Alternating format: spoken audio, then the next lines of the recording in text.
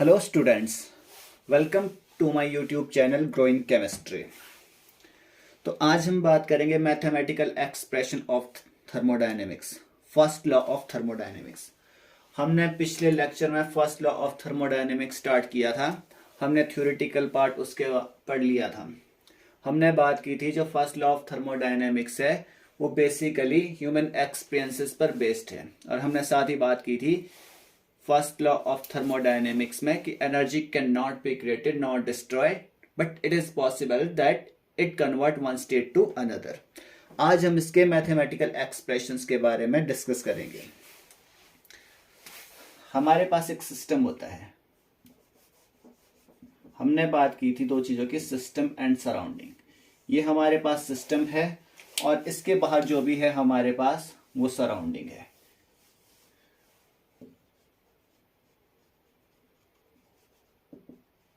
System और surrounding, इसका combination हमारे पास यूनिवर्स बनाता है।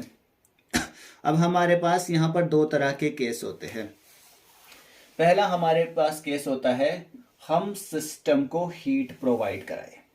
तो जब हमने सिस्टम को हीट प्रोवाइड कराई तो हमारे पास जो क्यू है, जो हीट होगी हमारे पास, जब heat observe by the system तो हमारे पास होगा प्लस क्यू। तो ये हमारे पास हो गया केस नंबर 1। सेम दूसरा केस हमारे पास होता है जब सिस्टम के द्वारा हीट रिलीज की जाए तो हमारे पास होता है माइनस क्यू, हीट रिलीज। यहां पर हमारे पास हीट ऑब्जर्व होगी और यहां पर हीट रिलीज होगी हमारे पास। तो ये हमारे पास हो गया केस 2। तो हमारे पास दो तरह के केस हो सकते हैं, या तो हीट ऑब्जर्व होगी या हमारे पास हीट रिलीज होगी। सेम हमारे पास दो तरह के सिस्टम पे दो तरह से वर्क डन हो सकता है। पहले केस में हमारे पास होता है या तो work done on the system होगा, work done on the system, तो हमारे पास होगा प्लस डब्ल्यू। यानी कि जब सिस्टम के ऊपर कोई काम किया जाएगा तो हम लिखेंगे प्लस डब्ल्यू। तो ये हमारे पास हो गया केस 1। और सेम दूसरा केस हमारे पास होगा work done by the system, work done by the system. तो ये हमारे पास हो गया माइनस डब्ल्यू। जब सिस्टम के द्वारा काम किया जाएगा तो work done by the system होगा, और उस केस में हमारे पास होगा माइनस डब्ल्यू। और जब work done on the system होगा तो उस केस में हमारे पास होगा प्लस डब्ल्यू। तो हमारे पास दो केस होते हैं, या तो हीट ऑब्जर्व होगी या हमारे पास हीट रिलीज होगी। सिमिलरली या तो work done on the system होगा या हमारे पास work done by the system होगा। जब हमारे पास हीट ऑब्जर्व होगी, हीट ऑब्जर्व, तो हमारे पास होगा प्लस क्यू। जब हमारे पास हीट रिलीज होगी तो हमारे पास होगा माइनस क्यू। सिमिलरली जब work done on the system हुआ तो हमारे पास प्लस डब्ल्यू, और जब work done by the system होगा तो हमारे पास माइनस डब्ल्यू। अगर हम बात करें इनिशियल इंटरनल एनर्जी की, that is initial internal energy,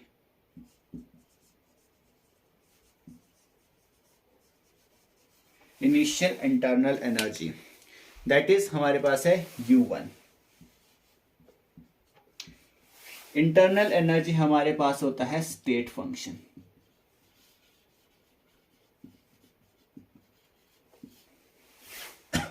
state function और स्टेट वेरिएबल्स के बारे में हम पहले बात कर चुके हैं।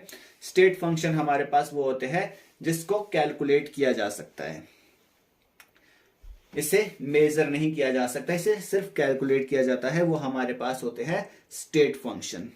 और अगर हम बात करें फाइनल इंटरनल एनर्जी की, जो इनिशियल इंटरनल एनर्जी है वो हमारे पास U1 होगी, final internal energy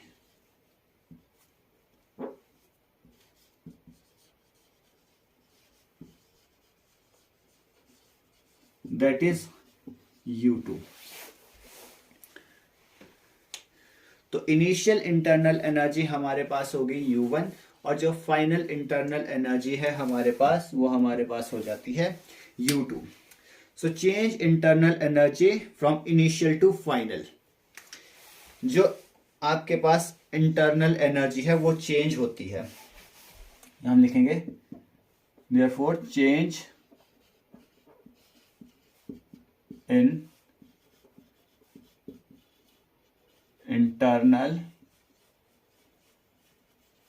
energy, change in internal energy from initial कितनी है हमारे पास internal energy, that is U1, initial to final that is U2। कैसे हो रही है? बाय हीट ऑब्जर्व, या तो प्लस Q और माइनस Q, या हीट रिलीज। जो इंटरनल एनर्जी में चेंज हो रहा है इनिशियल से जो फाइनल इंटरनल एनर्जी के बीच में जो चेंज हो रहा है वो किससे हो रहा है? या तो वो हीट की वजह से हो रहा है बाय हीट, या तो हीट ऑब्जर्व होगी या हीट रिलीज होगी, और इधर वर्क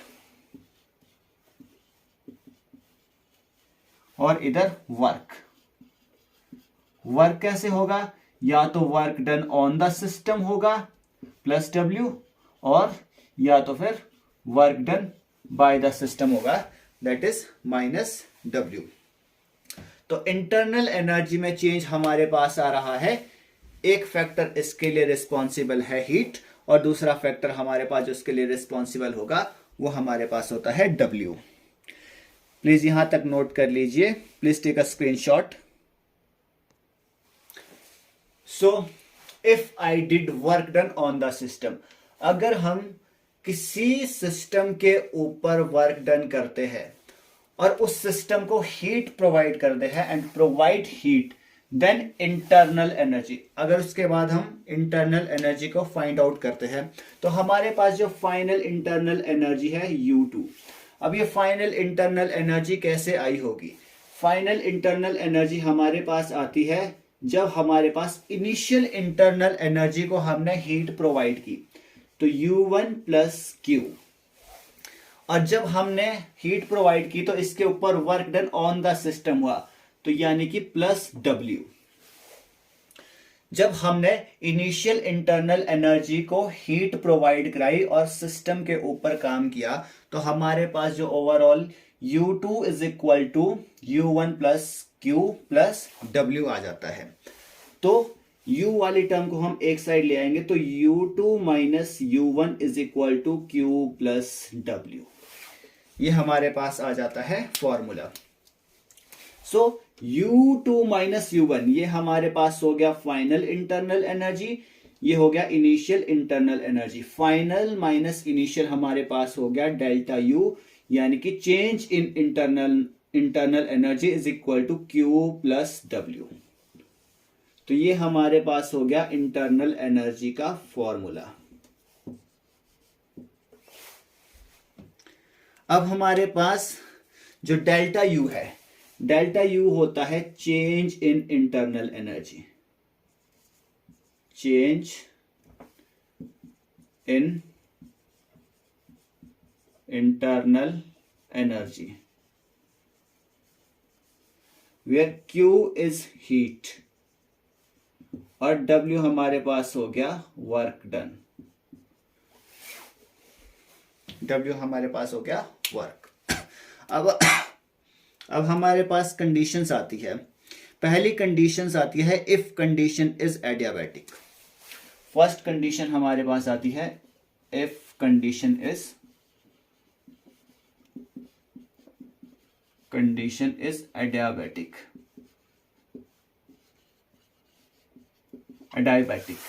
या आप इसको बोल सकते हैं जो एडियाबैटिक कंडीशंस होती है इसमें सिस्टम और सराउंडिंग के बीच में हीट एक्सचेंज नहीं होती, so there is no heat transfer, no heat transfer. जब हीट ट्रांसफर नहीं होगी तो हमारे पास Q हो जाता है 0, और जब हमारे पास यहां पे Q 0 हो गया तो therefore delta U is equal to W, तो डेल्टा U हमारे पास हो जाता है W के इक्वल। इफ अगर हमारे पास जो सेकंड कंडीशन है, if change in internal energy is equal to 0, जो डेल्टा U है वही हमारे पास 0 हो जाता है, तो हम कह सकते हैं no change in internal energy, no change in internal energy.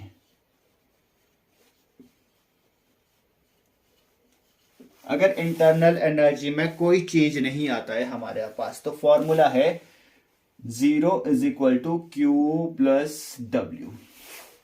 Delta U की जगह हमने 0 रख दिया और हमारे पास बचता है Q प्लस W। अब हमारे पास यहां पे दो केस होते हैं, केस 1 और दूसरा है हमारे पास case 2।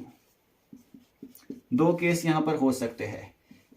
Q is equal to, अगर Q को हम इस साइड रखते हैं और W को इक्वल टू के इस साइड ले जाते हैं तो Q is equal to minus W, और अगर हम W निकालते हैं Q को उस साइड ले जाते हैं तो माइनस ऑफ Q।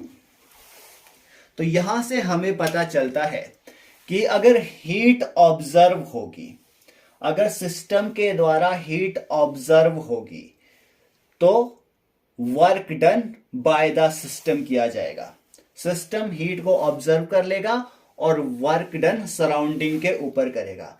दूसरा केस हमारे पास है, अगर work done on the system होगा, या सिस्टम के ऊपर काम किया जाएगा तो वो हीट को बाहर रिलीज करेगा सराउंडिंग में। यहां से हमें ये पता चलता है।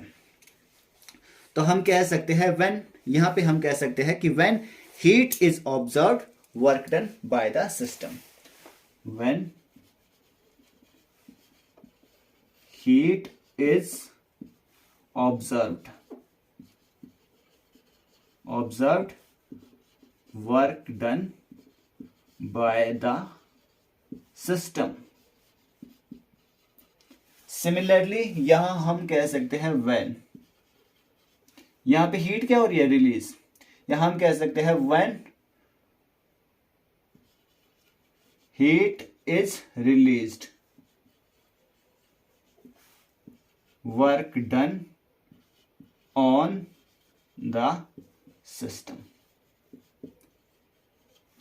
जब इंटरनल एनर्जी हमारे पास 0 होती है तो हमारे पास दो केस हो गए। तो हम कह सकते हैं अगर हीट ऑब्जर्व होगी तो work done by the system होगा, और अगर हमारे पास हीट रिलीज होगी तो then work done on the system होगा। और अगर हम बात करें if no work is done, third जो केस हमारे पास आता है, third case, if no work is done, अगर सिस्टम के ऊपर या सिस्टम के द्वारा कोई भी काम नहीं किया जाता है तो उस केस में W हमारे पास रह जाता है 0। सो जो हमारे पास चेंज इन इंटरनल एनर्जी है वो होती है हमारे पास हीट के इक्वल, यानी कि Q के इक्वल। इफ हमारे पास अगर प्लस Q है, हीट ऑब्जर्व हो रही है, तो इसका मतलब है हमारे पास जो फाइनल इंटरनल एनर्जी है वो इनिशियल इंटरनल एनर्जी से बड़ी है। तो जो डेल्टा U है हमारे पास वो हमारे पास आएगा पॉजिटिव में। सिमिलरली अगर हमारे पास इफ हीट रिलीज हो रही है minus Q, that is U2 हमारे पास छोटा होगा U1 से, जो डेल्टा U है हमारे पास उसकी वैल्यू हमारे पास आ जाती है नेगेटिव। तो ये हमारे पास हो गया तीसरी तरह का case, please take a screenshot. उसके बाद हम डिस्कस करेंगे फोर्थ टाइप का केस। नेक्स्ट केस है if the system is gaseous या आइडियल गैस सिस्टम है हमारे पास। तो इस केस में जो वर्क होगा, अगर हमारे पास गैस है तो गैस का कोई ना कोई प्रेशर होगा, बाहर से कोई गैस प्रेशर लगाएगी। तो सिस्टम के ऊपर जब कोई गैस प्रेशर लगाएगी तो वो हमारे पास होगा माइनस ऑफ पी एक्सटर्नल, और उस गैस का कोई वॉल्यूम होगा जो चेंज होगा, यानी कि P external into delta V. तो अगर हम इसको चेंज इन इंटरनल एनर्जी के इक्वेशन में डाल दें, delta U is equal to हमारे पास है क्यू प्लस डब्ल्यू। तो डब्ल्यू की वैल्यू हमारे पास आती है minus P external into delta V. तो हम लिख सकते हैं delta U is equal to Q plus minus minus P external delta V. तो ये हमारे पास इसकी इक्वेशन आ जाती है। If no change in volume, अगर वॉल्यूम में कोई चेंज नहीं होता है, if no change in volume, यानी कि डेल्टा वी हमारे पास इज इक्वल टू 0 है, देन डेल्टा यू हमारे पास हो जाता है क्यू। अगेन जो डेल्टा यू है वो हमारे पास हीट के इक्वल होगा।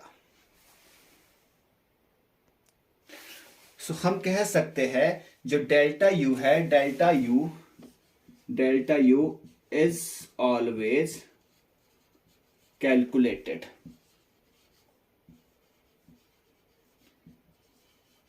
Delta U is always calculated and never measured.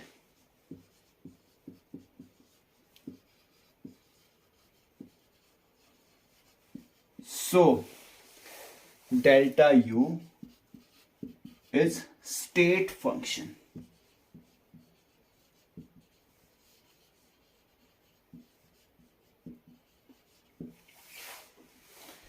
जो डेल्टा यू है, चेंज इन इंटरनल एनर्जी है, इसको हम हमेशा कैलकुलेट कर सकते हैं, इसको कभी मेजर नहीं कर सकते। सो जो डेल्टा यू है वो हमारे पास स्टेट फंक्शन होता है।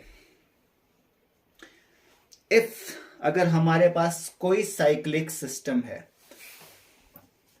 इफ सिस्टम इज साइक्लिक, अगर कोई साइक्लिक सिस्टम है तो जो चेंज इन इंटरनल एनर्जी है डेल्टा यू हमारे पास होता है 0। तो उस केस में हमारे पास क्या होगा, जब डेल्टा यू हमारे पास 0 होगा तो सेम हमारे पास वही कंडीशन आ जाएगी, जो W है हमारे पास वो माइनस ऑफ Q होगा, या दूसरी कंडीशन हमारे पास होगा Q is equal to minus of W होगा। जब हमारे पास माइनस Q है तो हीट यहां पर रिलीज होगी, work done on the system होगा, और जब Q पॉजिटिव होगा तो हीट ऑब्जर्व होगी और work done by the system होगा। और जो हमारे पास Q एंड W है ये हमेशा ही पाथ फंक्शन होते हैं, ये किसी पाथ पर काम करते हैं। जैसे हम एक ग्राफ प्लॉट करते हैं, ये हमारे पास ग्राफ है, ये कोई पॉइंट ये है A, मान के चलिए चेंज हो रहा है, A रिएक्टेंट चेंज हो रहा है B में। अब इसमें यहां से लेकर यहां तक कितना वर्क डन हुआ एक पाथ पे डिपेंड करेगा। यहां से यहां तक कितनी एनर्जी रिलीज हुई वो इस वर्क डन के इस यानी कि इस यहां से लेकर यहां तक के जो पाथ है उस पे डिपेंड करेगा। तो हम कह सकते हैं जो वर्क और हीट है वो पाथ फंक्शन है। Work and heat our path function.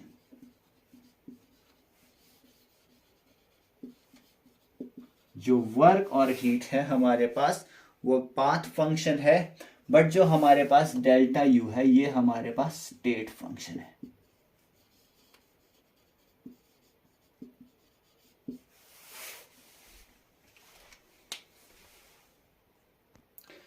आज के लेक्चर में बस इतना ही। अगले लेक्चर में हम बात करेंगे चेंज इन एंथैल्पी के बारे में। वीडियो अच्छा लगे तो वीडियो को कीजिए लाइक एंड शेयर, चैनल को कीजिए सब्सक्राइब। मिलते हैं अगले लेक्चर में।